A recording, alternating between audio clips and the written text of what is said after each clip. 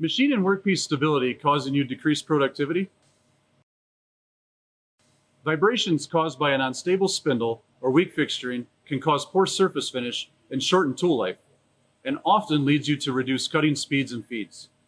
An insert with a wiper flat creates more axial pressure, which causes vibrations.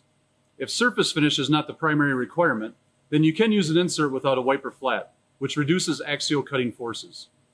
The ideal choice is a cutter with a lower lead angle, such as 45 degrees, in order to create a more stable bidirectional cutting forces. If you cannot use a lower lead angle due to obstructions, then factors like speeds and feeds and insert geometry need to be considered to reduce vibrations. We have face milling products and technical expertise to help you solve these instability issues. Contact your local Seco Tools technician today.